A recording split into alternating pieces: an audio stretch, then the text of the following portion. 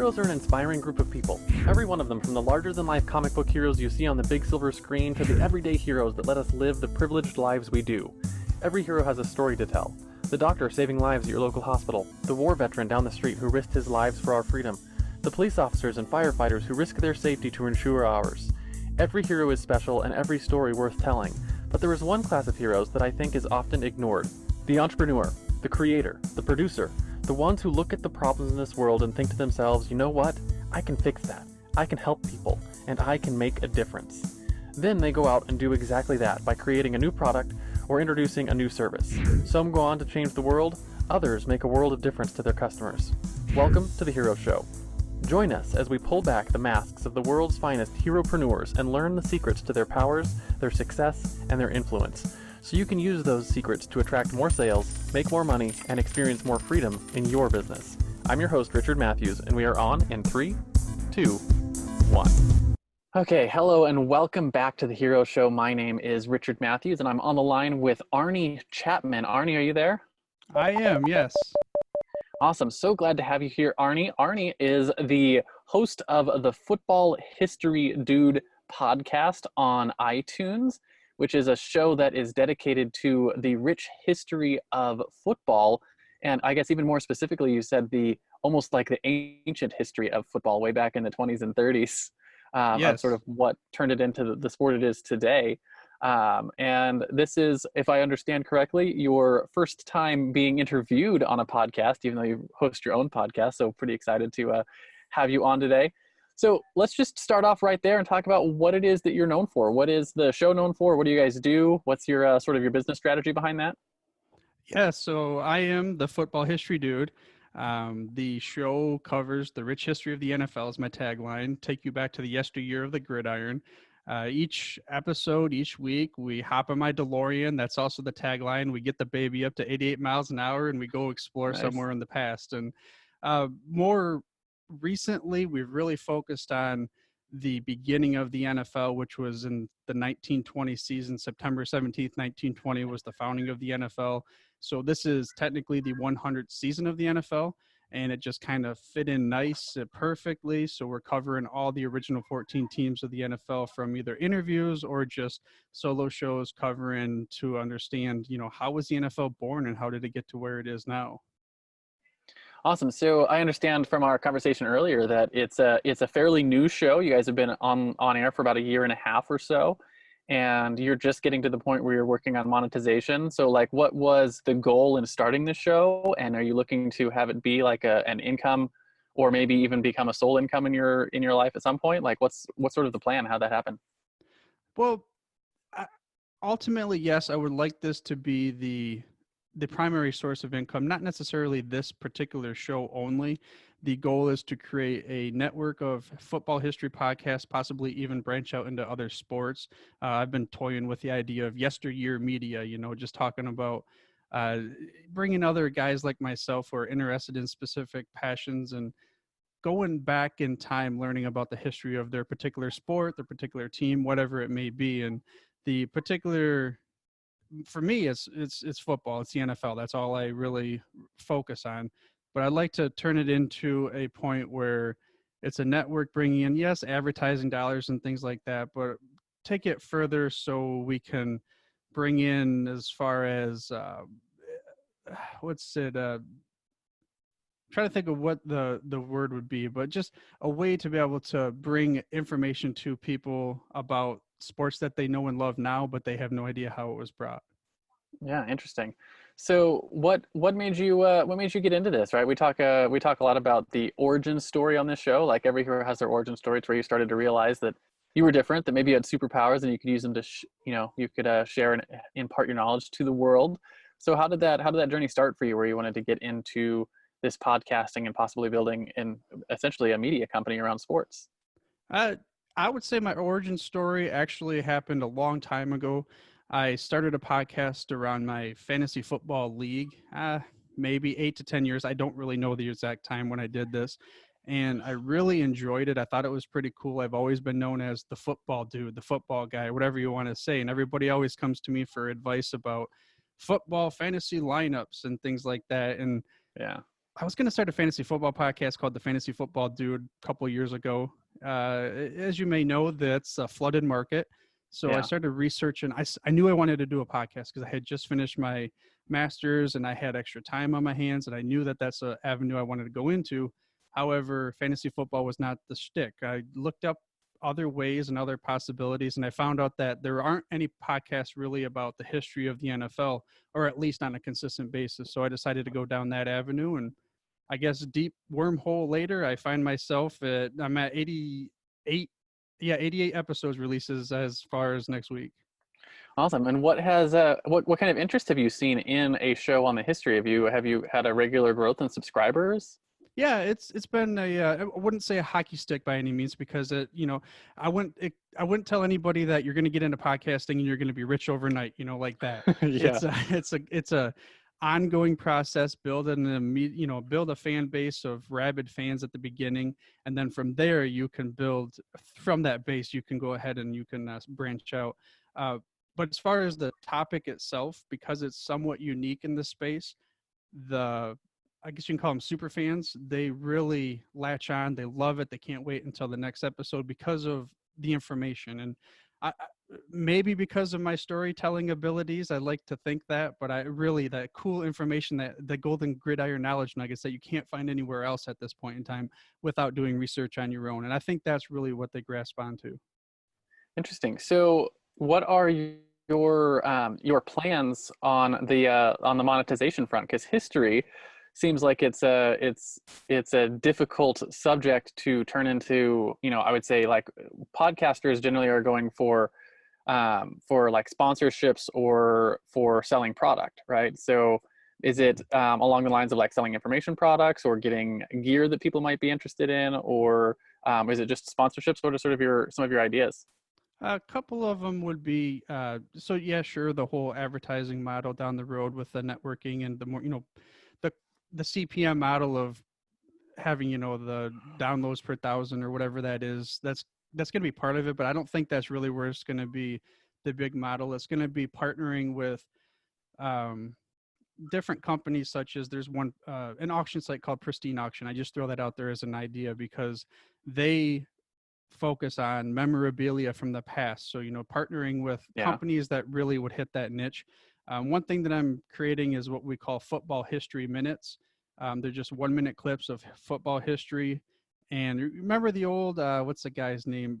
Because of the rest of the story on the radios. I can't think of the guy's name right now, but I don't know. all right. Well, he would always come on at part of the beginning of the morning. He would tell you part of the story, and then it was like, well, now the rest of the story, and it'd be in the afternoon. But they would always put advertisements around that. And I'm gonna start off with it'd be my dad, and down in Mississippi they have a radio station. We're gonna start there to kind of proof of concept that it would actually work. They're gonna purchase time on the radio, put advertisements around it on both sides, and then go from there. So I believe that we can branch that out and then get into, we have some software development ideas down the road. I mean, most of that stuff's like way future state. It's not even really something that I want to discuss that I'm going to be doing right now. So what's interesting about that is I think a lot of people put the cart before the horse, so to speak. And in today's market, you're in the business of attention, right? And you have to gather the audience, get the attention before you can make an offer and make sales, whatever that is, whether that's advertising or products or whatever it is you're putting together. And I think you're doing a good job on that front, where it's like I'm building an audience and putting together a great product. Realize that that the monetization strategy is going to come after I build the audience. Yeah, that's definitely true. Am I going to get some here and there from Google AdSense and Amazon affiliates and things like that? Yeah, but no, you're right. I'm focusing on the audience first, and then from there, then we can find ways. Really, okay, so you bring up a good point. The monetization strategy will come from what the audience wants after I find out what they need and that kind of thing. So, just out of curiosity, since it's not at that point yet, do you have another business or another, like a 9 to 5 that you use to self-fund the growth of this business? So yeah, I'm a 9 to 5er guy. I'm going back into my original story. We could dive into that if you want, as to why am I an entrepreneur style. It, Yeah, absolutely. I'd love to it hear all that. it all started off here. So when I don't know if I was 3 or 4, or if I'm making this up. I don't know how old I was, but my mom tells me when I was a very young lad, we'll say, she said that I took my sister, who was either 1 or 2 years old. I was going around the neighborhood. She said I put my sister in a wagon and a bunch of toys because I was trying to sell toys to the neighborhood people, so my mom didn't have to work 2 jobs anymore so she could come home. And that was, she said, my Nice. first business. And I don't, of course kids or people are buying from little kid because they want a, cute little guy running around. But that started my entrepreneur style. I've done the whole eBay business, the Amazons. I've done all these things where I was unsuccessful, I would say, because I start, stop. And, Yeah. but I learned a lot of things along the way. But to go back to the whole, how do I fund this? Yeah, 9 to 5. I'm a full-time, worker for a company. I've been there for almost 16 years now. I started off in manufacturing, then I worked up into supervision, and then I ended up going into plant management for a new facility down in the Texas area, over in the DFW area. And I guess that's kind of where I go to the whole hero superhero type of story, because it kind of reminiscent of Thor. Thor is my favorite superhero. And remember in the first Thor movie when Yeah. he kind of got stripped of his powers, he lost the hammer and all that kind of thing. Yeah. I would say that's reminiscent of when I went to be the plant manager. The I was young, the job was too big for my britches, and I wasn't prepared, even though I thought I was. Thor was a little cocky going into Yeah. that, and I was I won't want to say I was the same way, but I was that way. And then I essentially I failed fast. I was able to be removed from that position. Technically, got demoted, just like he got demoted, got his powers taken away, and then I moved into what they would call a supervisor role down there. And at that time, I was able to learn a whole lot from the plant manager that they brought in, as far as people skills. And I think that's where that helped here with the podcast, because I really talked to a lot of people and I would help them through processes and things like that. And then going from there, I worked in the same company for a while. I'm still at the company, but now I'm in quality assurance and I'm a regional manager for there. So it's, yeah, same company throughout. Yeah, that's really cool. Yeah, and I totally resonate with the entrepreneurship as a kid thing too, because when I was my first business, I was 13, I think, and I was buying. I managed to convince my dad to give me a $50 loan, and my $50 loan I went and spent on candy at the big box store. I bought like Nerd Ropes and the other big candy things that you couldn't get at the store, or not at the store, at the school. And I brought them into campus, and like the quintessential guy selling fake watches under his trench coat in New York. I was like, sell you my wares kind of thing. Nice. And I sold probably $1,500 worth of candy before I got shut down by the government. Oh, You know, are you serious? You actually got shut down? I did. I got shut down because apparently you have to have a business license to sell food on campus, Ah. and they won't give a business license to 13-year-olds. So I got shut down by the powers that be. I say it's the government, but it was like whoever's in charge of the school, which is technically they're Well, yeah, yeah. it's a government entity of some sort. They shut me down. But yeah, and I remember like my first lesson, like I was like, so I spent $50 and I made 100. And then I had to then you have to go and like pay back your loan. So I paid back the Hmm. loan, and then I had to buy more candy, right? So I had to like replenish my stock. So I paid back the loan and bought $50 worth more candy, and I had $0. And I was like, I'm really confused. Like I thought I made $100 and I made nothing. Right. And right, because I didn't understand the difference between revenue and profit. And like that was my first lesson at 13, was like the difference between revenue and profit. And I was like, I'd made $100 of revenue but $0 in profit. Yeah, but it's um, an early age, like you said, so that's pretty yeah, cool. yeah, it was a cool lesson to learn real early. Yeah, and it just it's been going on from there. So I'm curious to talk a little bit about your superpowers, right? It's what you do or build or authors a world that helps solves problems for people, the things that you use to slay the world's villain, so to speak. Being in the entertainment space, I'm curious what you think your superpower is when it comes to your podcast. Um, I would say for my superpower for the podcast specifically is just the passion that I have for football, curiosity, and just learning about things that happened and why it came to be. Um, as far as learning some things. My superpowers came from being a supervisor, a manager for so many years, and working with people, asking them about their stories. The first thing I would always do in the morning, and I still do, is, how's things going? And I would ask them a crazy question. I'd ask them the question, if you want to take my DeLorean back in time and go anywhere in point in history, where would you go? And I'd like to see what they say, and then I can learn a little bit about the person, and then from there we can have a general conversation. So I think that would be my superpower, is just a general curiosity, a why, and then actually listening to the person, and from there sparking a conversation. Yeah, like an ability to dig deeper and that kind of stuff. How has that served you in creating the content for your show? Um, I would say that the few interviews that I've had, so now I've performed 5 interviews with other guests. A lot of the other episodes are solo shows, but when I have those interviews, at the end of them, each guest has said, "Man, you had a good way of transitioning from topic to topic, and you asked me questions that I've never been asked before, so then I can draw out the stories that they haven't told, or they've wanted to tell, or they haven't told since they were, back at Christmas parties back in the day or something like that." So unique type stories, I would say. Yeah, that's a important skill, especially if you're doing the interviewing stuff, learning how to dig deeper and get good questions out of people. And so since we both sort of do that, it's something you have to practice and get good at. And Hmm. yeah, it's definitely a good skill to have if you're in this space, or if you're interested in starting a podcast. Realize that part of that process is learning how to be a good interview and be interviewer, and be interested in the stories that people are telling and where those lead. Yeah, and I would say that, for any advice, if anyone's starting a podcast, just have conversations on a daily basis. I was fortunate enough as a manager, supervisor, that's what I do. I mean, that's most of my day is talking to people.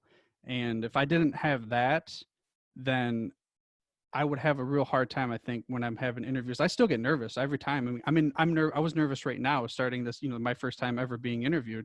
And it's just because I had that experience, the muscle memory. You always fall back to the level of your training or your experiences, and the same thing goes with, whether I'm having a podcast interview or if I'm calling a customer on the phone and I know I'm about to deliver some bad news. Instead of going into it, sure, I may be nervous, but because I've had experiences, and I think even now having this podcast, because I've put myself out there publicly, it's really helped me even in my work life too, because of just the communication skills, or even the whole, it the fear of the unknown. You know how it is when the imposter Yeah, syndrome, and you're like, well, if I'm going to go and I'm going to talk to somebody, because the current job I've been now, I've been in there for about a year, but I had no clue about how roofing works. I was in the manufacturing side of things, and now it's like, okay, I don't know what I'm doing all the time, but at least I can come to it with a power, I guess, a point of, if I don't, it's okay. I don't know. I guess that's really what it is. It's okay, yeah. because I just tell the person I'll get back to them. And as long as I get back to them and I hold to my say do ratio, then I think I'm going to be okay. Yeah, and I like the idea of like dealing with your nerves and realizing you're going to fall back on your training and stuff like that. My secret, so to speak, for dealing with the nerves, because right, I speak on podcasts regularly, obviously, and I also do webinars in front of lots of people, and I have training from a Bible college, and I've preached a couple of times. And the secret that I've always used for dealing with those nerves is something one of my Bible college professors taught us, and it was the idea that it doesn't matter who you're speaking to or in what situation, you're always speaking just to an individual, right? And you know how to speak to individuals. You know how to be one-on-one in a room with someone and talk to them, because it's something you've done since your childhood, and everyone's got that skill. And it's just learning how to sort of apply that skill to different situations, whether it's a podcast interview or standing on a stage. And I was always like, well, how can you apply that to standing on a stage? There's 1,000 people out there, and there's you. And I remember he made the class do an exercise where you'd stand up in front of the class, and if you asked the whole class, he said, basically what you want to do is I want you to ask the whole class a question, but look at one particular individual when you ask the question, right? And then ask the class who you asked the question to. And the person you looked at, in a whole circle of people around them, will all raise their hand and be like, you looked at me and asked that Ah, question, right? But if you do repeat the exercise, and you ask the question to the class, but you don't look at anyone, you look between people, and you ask the class, who did I ask the question to? No one will raise their hand, right? Hmm. So you're always speaking to an individual, right? Because and it's just it's a skill set you can come back to. That's really good advice, because I'll tell you, even though I'm getting better, the public speaking is still something that it, nerve wracking. I mean, even as simple as I used to give daily talks as a supervisor to like 7 or 8 people, and I would be like shaking in my boots. And now maybe that's not so bad, but I mean, if I'm getting in front of 30, 40 people, that's like, Yeah, but I like yeah. that.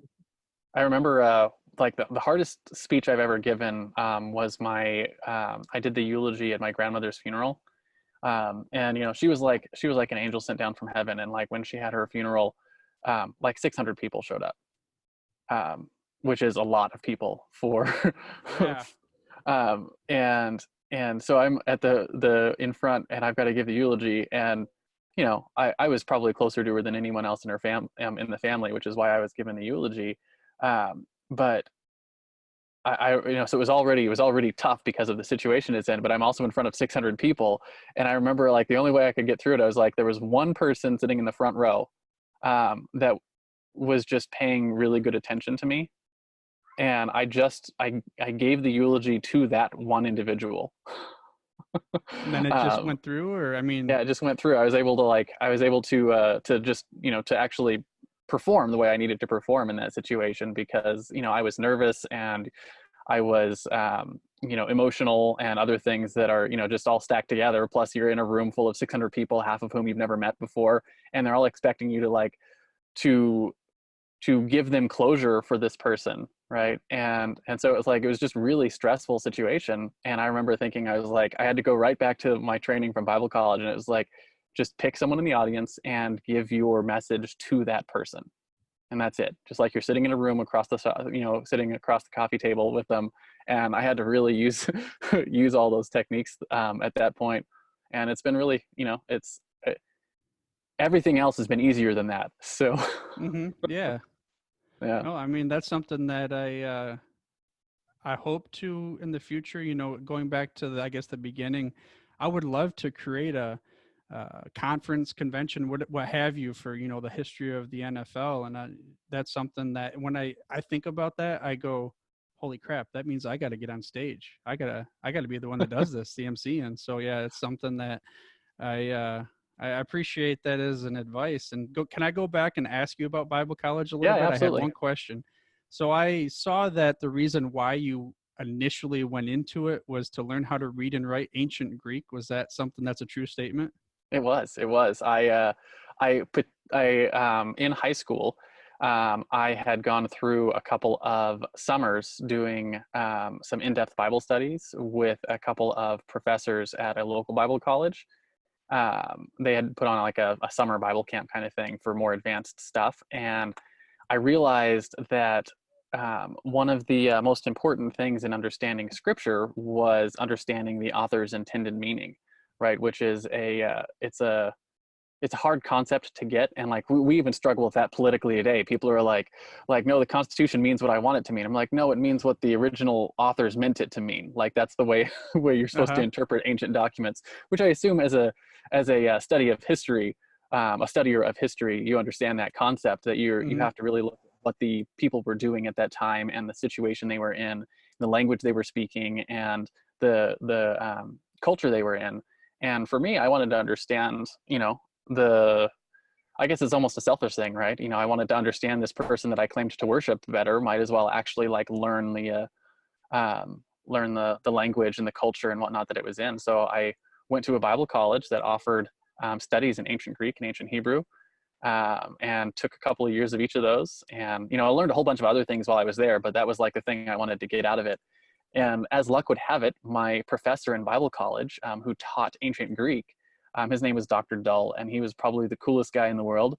But true to his name, he was completely monotone. Like never once did he ever have a vocal intonation that changed from like the straight middle of the line thing, which was funny because we get a lot of our interactions with people based on vocal intonations, and he had none. But he was super smart and super funny. And you could like rank the intelligence of the people in the room by like when he would say a joke, like how long it took them to laugh. You're right. Yeah. Because everyone has to think about it. Because there was no indications that what he said was funny, right? There's no other body language or vocal intonations. You just have to understand what he said. And he was one of those guys that he worked for the CIA, doing translations of ancient scripts and stuff like that. And he was fluent in ancient Sanskrit, ancient Greek, ancient Hebrew, ancient Arabic, ancient Aramaic, as well as German, Spanish, English, Italian, and a few other languages. And he knew, like, he had the level of knowledge is like, we would be talking about the word milk in Greek, and he was like, okay, so here's the funny thing about milk. He's like, in 600 and 30,000 AD or whatever the hell it is, and he's like, the culture, they used the word this way, but then when sheep started doing this thing, then they changed the word, and the word had like, he knew more about the history of the one word and how it like changed over the course of time than like I know about everything in my life. and he knew that for like every single word there was. And I was like, I wasn't even aware that you could have etymology that was 6,000 years long and actually know all of it. So it was super fascinating to learn from a gentleman like that. I counted myself very lucky to be able to sit under his tutelage. So anyways, learned a whole bunch. And I actually dropped out of college when I figured I had enough information on what I wanted to learn there, because I wasn't intending to go to a Bible college to get a job in the ministry. I was going because I specifically wanted to learn that skill, and started my business after college. So yeah, that is true. Huh. Do you still speak, write? Can you in ancient Greek or? So I can read the Greek. The Hebrew I cannot read as well, because it uses a different script, and unless you practice it regularly, it goes away. It probably wouldn't take me long to get it back. And the other thing is they also don't have vowels. So they do, but they don't show on the script. Like, you have to just know where they go. So if you don't practice it, it's difficult to keep. Greek is a lot easier, as long as you just remember the sounds the alphabet makes. You can read it, which means I can. So my knowledge level is not like fluent. It's like I can look at a Greek word and pick up a Greek lexicon and actually like go through it and figure out what it means and that kind of stuff. So like I have the basic skill set to like look things up and use it and be able to see that kind of stuff. Yeah, that's pretty cool. Now this is nothing to do with it, but I always joke, and I mean, we'll call it 72% serious, that I'd love to learn Japanese so I could watch the original Godzilla the way it was intended to be. Yeah, that would be excellent. It'd take a long time just for that, but my understanding is that Japanese is very difficult. Oh, thanks for ruining my spirits there, but we'll work on it. No, you can totally do it. What's his name? If you're interested, Tim Ferriss. If you've read any of his stuff, yep. His book on meta learning, which I can't remember which book that is. Might be the 4-Hour Body. That's about meta learning, or no, it's the 4-Hour Cookbook. Yeah, at the back of the 4-Hour Cookbook, he has a whole section on learning Japanese in 6 weeks. Oh, okay then. I guess I know where I'm heading. Yeah. So, the 4-Hour Chef is that book, and he has a section on there, and it's about how to learn any language in 6 weeks.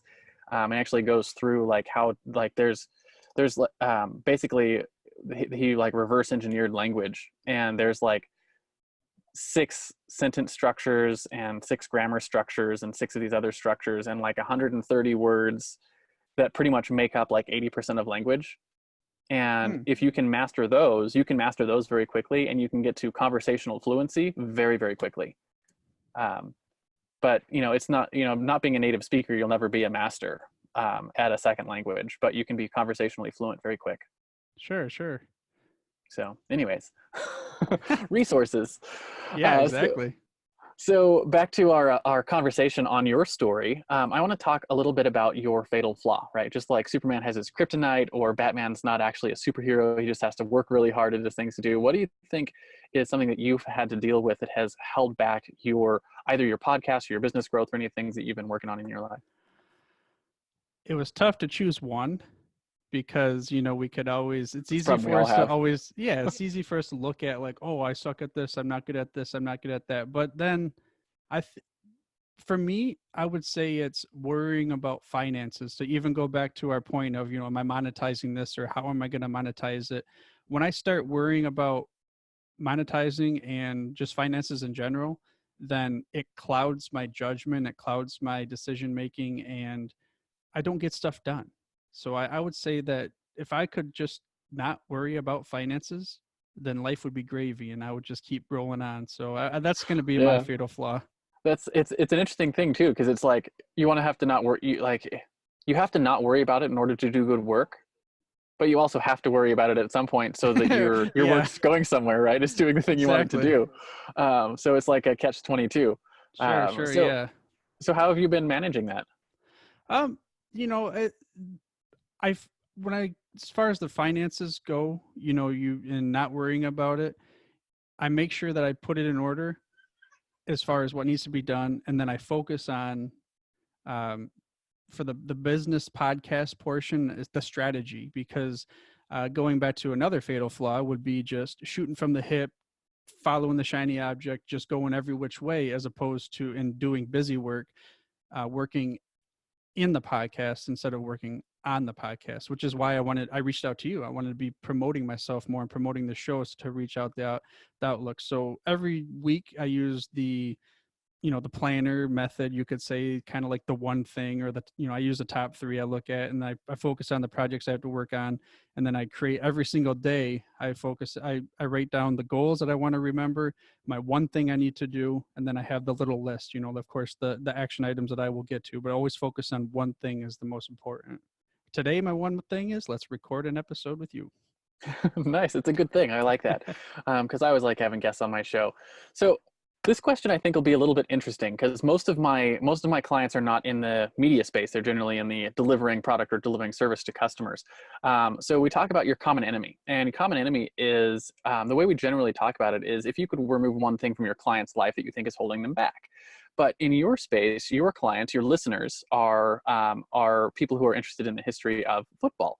Right. So I'm just curious if you could, what is one of the things that you think your clients are either struggling with or fighting with that they're coming to listen to your show to sort of help deal with? Is it just entertainment, or are they just really interested in the knowledge? What do you think some of the things your clients are thinking about when they're like, what I'm going to do today is I need to go listen to an episode of Back to the Future football style? Yeah, that's a unique because I guess the problem that I am solving would be learning about the history of the NFL, and that's the majority of the fans. But I think going even further, it's really they're looking for the story aspect of it because anybody can just listen and learn about. They can read just like I guess a history book, reading a textbook for school, and then waking up 5 hours later after you fell asleep because of it was so boring and it was monotone like your previous Yeah. professor. But I think they come for the entertainment value of being whisked away in the DeLorean, in the theater of the mind, and to really truly be plopped in that situation to be able to say, man, it was so cool to think about back then. Because every episode I always start off by some kind of event that happened. Like if we're going back to 1920, I would bring up an event that's not even related to football to try to give almost an idea of what was going on at that time. And then we tie it into football, and then we kind of close out the show. So I would say that in a long way of the escape from reality and learning about the history. Yeah, so I think what's really interesting about that, and I think you caught it a little bit. You said they're interested in the stories, and one of the things that I tell all the time to my students and my clients and my kids is that we're a story-born people, right? And your stories are how you learn things. It's how you educate. It's how we judge the depth of a relationship, right? I used to and I still tell my kids this is that the difference between an acquaintance is someone whose like name you know but whose story you don't, and a friend might be someone whose name you know and whose story you know. And like a best friend is someone who you guys have shared all your stories with each other, so the only way to continue deepening the relationship is to go out and create new stories together, right? Wow, And yeah, that's a good so way to put it.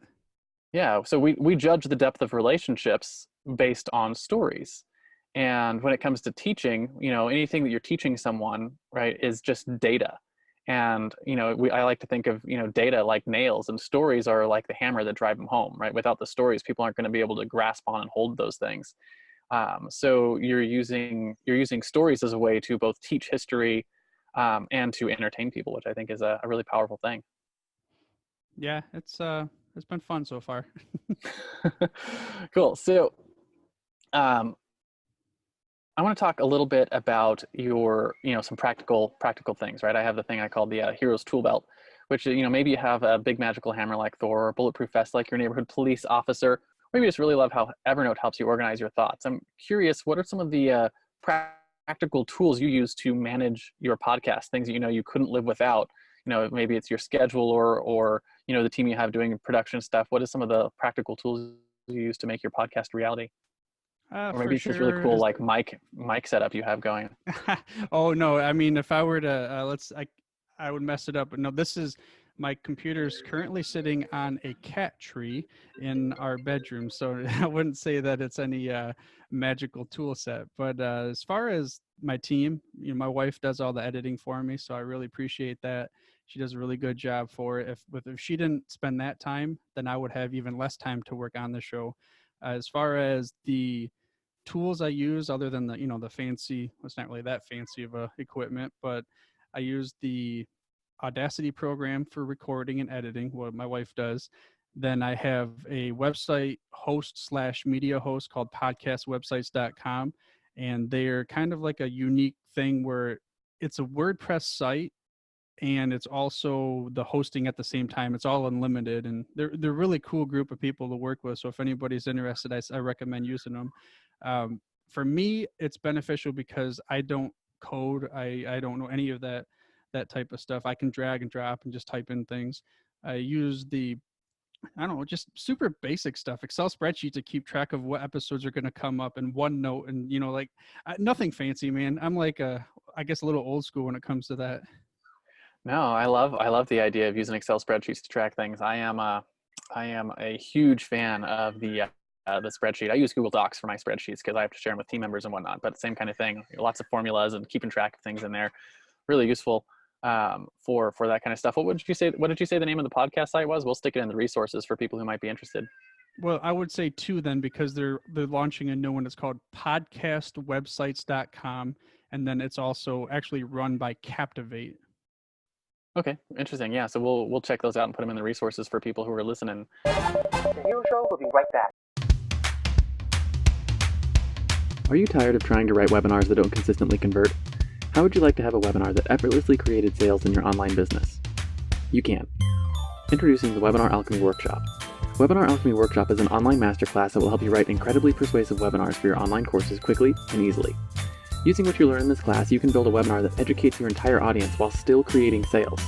For a limited time, you can purchase this masterclass for only $7, and you'll get the exact framework I've personally used to help my clients sell more than $1 million worth of online coaching and training just over the last year. Simply text the word alchemy, ALCHEMY, to 444999, and I'll send you all the details. The music is by Purple Planet Music. Visit www.purple-planet.com. And now, back to the show. So next thing I want to ask you about, though, is your own personal heroes, right? So Frodo had Gandalf, Luke had Obi-Wan, Robert Kiyosaki had his rich dad. Who are some of your heroes? Were they real-life mentors, speakers, or authors, peers who were just a couple of years ahead of you? And how important were they to what you've accomplished so far, either in your personal life or here with getting your show off the ground? Yeah, this is another one of those questions where I could talk to you for days because I couldn't really pick one. But then for some reason, my grandpa on my mom's side stuck in my mind. And there's been times, he's since passed away.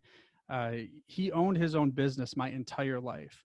And the business that he owned was this little model. It's like a little miniature railroad where you actually can drive it, but it was like a little park and everything. And then they'd have a lot of other family picnic type stuff. So we were always there.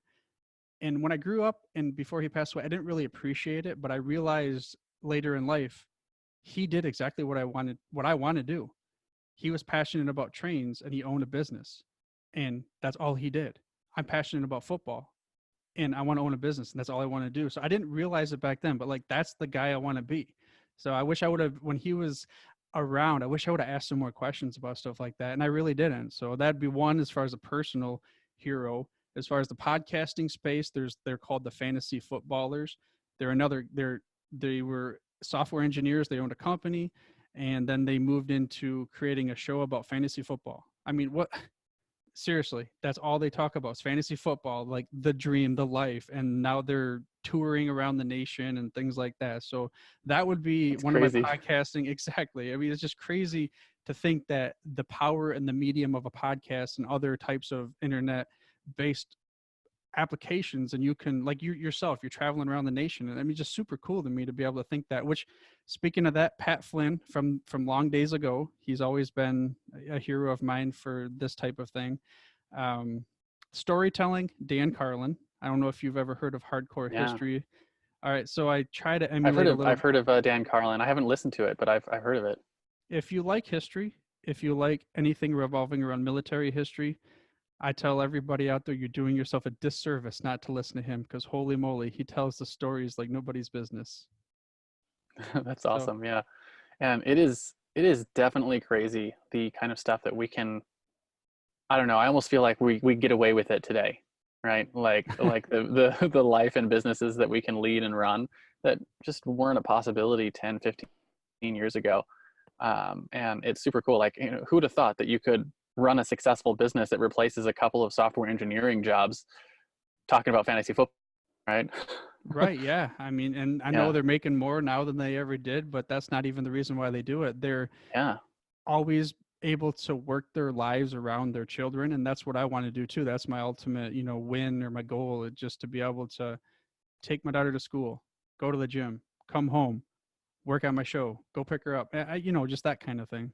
Yeah, and if you think about it, every business that you could possibly be in, you're in the business of attention, right? We're all in the business of gathering attention and then using that attention to help solve people's problems. And podcasting is one of the fastest growing mediums on the planet. And I believe just last year, I think it overtook radio listening Hmm. in the car, which is insane, and it's still growing. Like, radio listenership isn't growing, but podcasting is.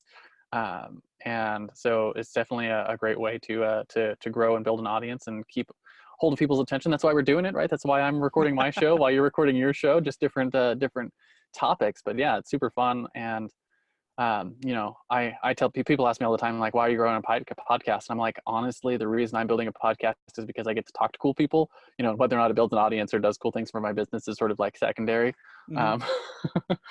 But yeah, it's definitely fun.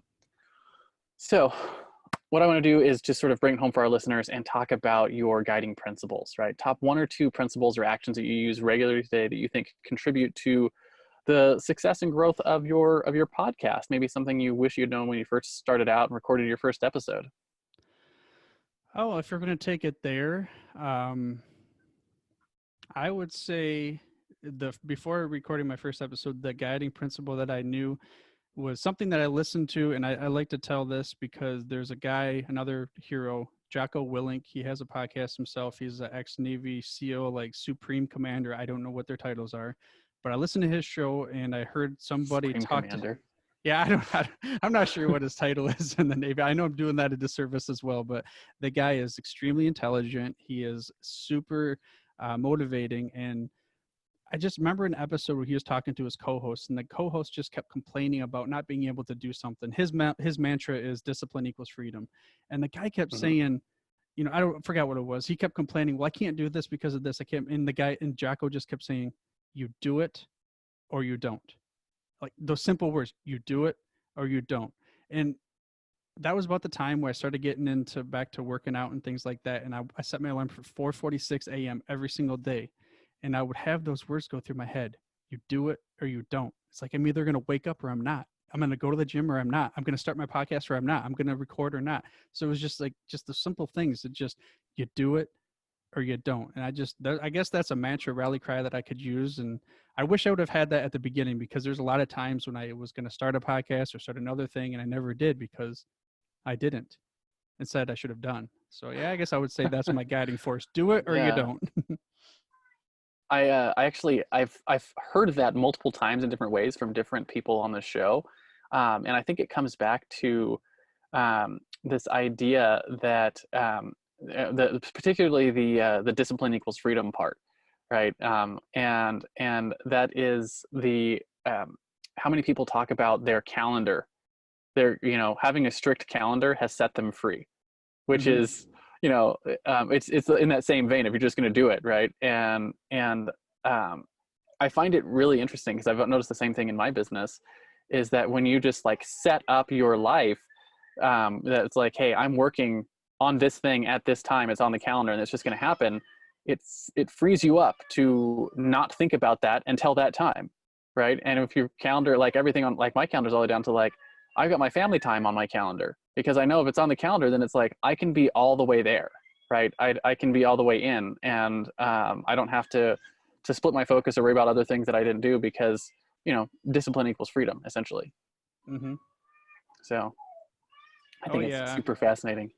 I definitely am not all the way there by any means. Going back to my Thor character, when he after Endgame, when he was melted ice cream Thor, I've gotten back Yeah, to melted ice cream Thor myself, but I need to do it or I don't and get back to the gym. And discipline equals freedom. So I'm probably uh, that way too. I'm definitely not all the way there in my business, but one of these days we'll be snapping our fingers and saying, I am Iron Man, right? exactly. Yes. Thank you for bringing that back home. Oh man, the that scene in that movie was gut wrenching, and I was surprised how um what do you call how bought into that character you were, or at least I was. Hmm. And you're like, man, I can't believe they made a scene like this as emotional as they did, over a superhero, which is I think super cool. Anyway, they did a good job. Um, Oh yeah, that entire series. I mean, I I can't even explain how excited I was for it. Actually, because I was so excited and the anticipation after Infinity War and waiting so long, I was actually let down by the movie the first time I saw it because of my internal anticipation. The second time I saw it, I was like, just it was amazing. Like Captain America going, the first time ever saying Avengers Assemble, and it's just like, oh, so. you're like, that's what you wanted. You wanted it so bad. And I remember, I think probably for me the most gut wrenching scene was when Black Widow sacrificed herself to save Mm, mm-hmm. Black, Hawkeye, and I was like, I teared up, and I was like, I can't believe I teared up at a superhero movie. I blame it on being a parent. Mm-hmm. Being a parent makes you tear up a lot of things you wouldn't have teared up at before. So that's how I get away with it. I'm a Nah, dad. It's okay. don't worry, man. Hey, I've been emotional my entire life. I've always been known for the guy that would tear up. And let's go back then. I'm changing Yeah. my answer. My superpower is my empathy and my willingness to show my emotions and cry with people. And I've always been the guy that would say, I don't care if you have to verbally abuse me. I don't care. I tell my texts, call me and complain to me, yell at me, swear at me. I don't care. And I guess that will be my superpower. I'm willing to absorb all of their what's it called, raw emotion. We'll just say that. Yeah, I have three daughters, so I've gotten really good at that. Mm, Um, they have a lot of emotions that are too big for their tiny little bodies, mm-hmm. and for whatever reason, um, those emotions piss my wife off because she's a girl, and she's like, they just need to get over that. And I'm like, I'll just hold them in my lap and let them cry on my shoulder. I'm like, it's okay, just cry. And after like 20 minutes of them crying on my shoulder, they're all better. And she's like, Right. I don't know how you do that. I just want to wring their necks. I'm like, I don't know. It's just gotta let them cry. Last thing I wanted that I do on this show is a real simple thing. It's called the Heroes Challenge, and it's pretty simple.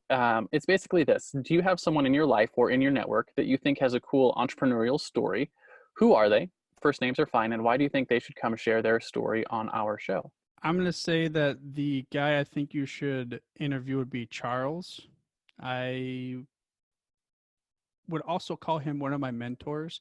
He also is an evangelist for Christ. He was the guy who helped guide me through my supervision at the beginning and teaching me a lot of things. But the reason why, as far as entrepreneurial, is he takes everything that he believes and he's built, like, he's had books and all these other things, but the way that he tells stories and his passion, he makes you believe even if you're not, no matter what it is. I think he doesn't do this, but I told him he needs to start a podcast, he needs to be a public speaker. He does a lot of these public speakings, but he's the one that officiated my wedding. And the reason why I chose him was just because I knew that there was some kind of connection there, and he was the one that was channeling everything. So I would say that'd be the guy. Awesome. So that basically brings us to the end of our show. We'll go ahead and connect about getting him on the show afterwards. But what I want to do is I want to find out from you where people can find you, listen to your show, maybe your website, that kind of stuff, and who are the type of people that would be interested in listening to your show. So you can hit the show up at any podcast player. It's called The Football History Dude, and it's a show about the rich history of the NFL. If you like football, the NFL, and if you're curious about learning about the yesteryear of the gridiron, and you just want to know how it was built, or just want cool stories about how it was back in the 1920s, 30s, and 40s for the most part, then you want to go over to thefootballhistorydude.com. Awesome. Thank you so much for coming on this show, Arnie. I really appreciate it. It's been a wonderful conversation. Any final words of wisdom for our audience before we hit the done record button here? Other than the whole, you do it or you don't, I just wanted to thank you personally for letting me come on and just have my first interview ever. It was very fun. Thank you. Oh, awesome. Thank you for coming on the show. Really appreciate it. And so if you're listening to the show and you like football, you're interested in football, or you like stories and history, hit up the Football History Dude podcast, probably iTunes or Google Play Store, a good place to go find those. And thank you for coming on the show, Arnie. Really appreciate it. Thank you. I appreciate it as well.